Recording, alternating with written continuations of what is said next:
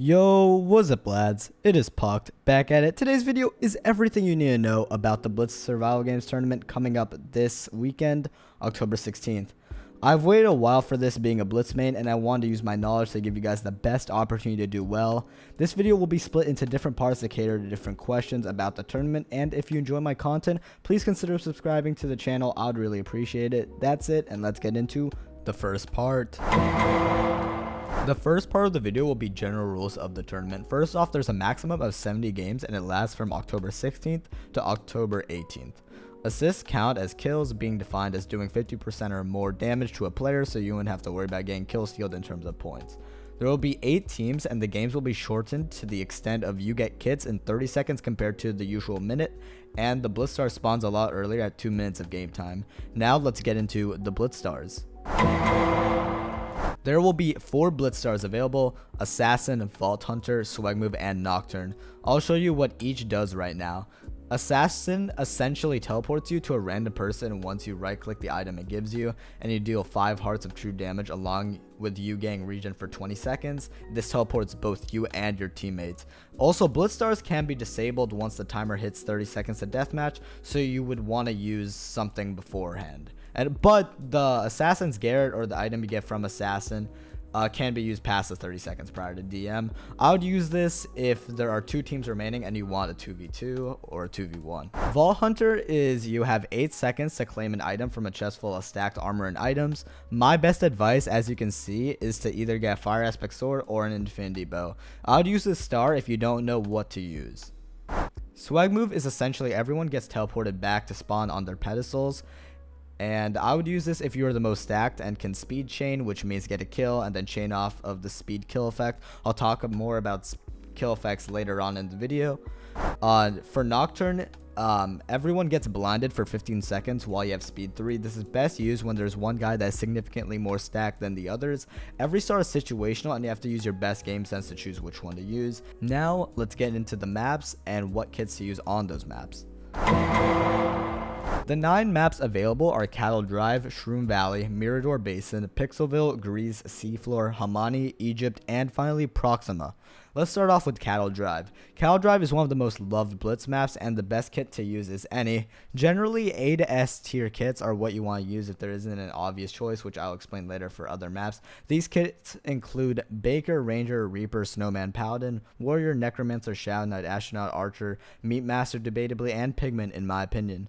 First off, Baker is a kit that gives you 3 res 1 and regen 1 pots that last 8 seconds. This is the best kit in my opinion due to the tankiness of the pots. Don't go Reaper or Ranger if you want to be cool. I'm not gonna talk about those kits, honestly. Snowman is a kit that gives you 64 snowballs. It's good if you like projectiles over a rod. Paladin is a kit that gives you 3 splash potions of healing. This is good if you're good at no debuff since it emulates pot PvP. Warrior is a kit that gives you 3 speed 1 and regen 1 pots. It's a really good kit overall. Necromancer is a kit you should not go, which is kind of hypocritical of me since I have it at Prez 2, but I'm not going to talk about it. Shadow Knight is a very good kit if you're good at debuffs. It gives 3 blindness 1 pots.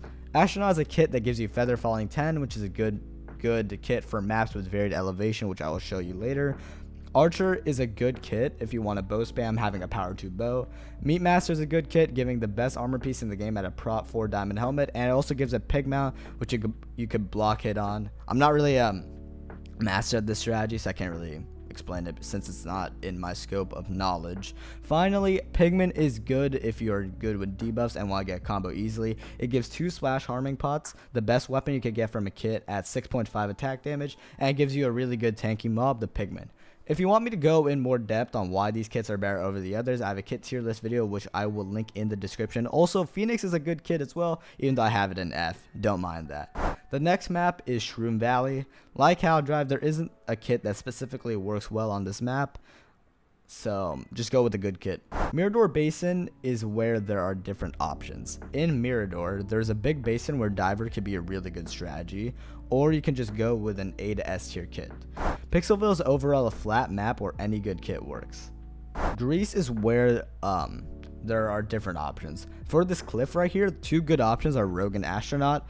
Diver works very well on this map as well, but the water is at the edge of the map, so not that many people might go, so just watch out for that, but still a decent strategy. Seafloor is an okay map. Any good tier kit works. For Hamani, you definitely want to go Diver. A vast majority of the map is Diver, and it's always good to lure people or escape very easily if you are in a pickle. Egypt is a really good map for chess in general. Go any good kit. Finally, Proxima. There is a good amount of strategies for this map. A good one is going Astronaut and camping the town that is vertical, if that makes sense. I'm showing it right now, and it's the opposite direction of the Dome Village. Now, let's get into the kill effects. For the kill effects, there are 6 options. The first one is speed, which is you gain speed 2 for 15 seconds and you gain 1.5 hearts. The next one is resistance, where you get resistance 2 for 15 seconds. The next one is regeneration, and you get regen 2 for 8 seconds. Next one is flaming arrows, and for 20 seconds your bows shoot flaming arrows, and you also gain 1 HP. Next one is level up. You gain 3 enchantment levels and gain 1.5 hearts. And finally, Gravedigger, which is spawn a zombie that helps you defeat your enemies.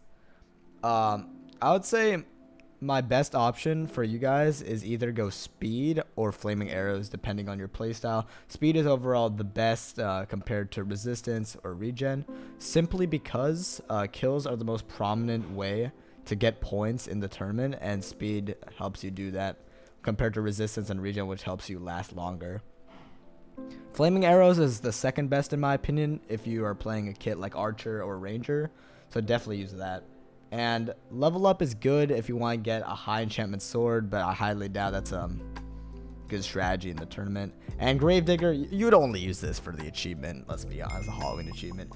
So yeah, that's pretty much it for the kill effects. I hope this was helpful, and yeah, let's get into the outro. And yeah, that's pretty much the video. Like I said, if you want to know more about Blitz kits and where they rank in general, check out the linked video. And yeah, good luck in the tournament. I hope this was helpful, and yeah, have a good one, guys. See ya.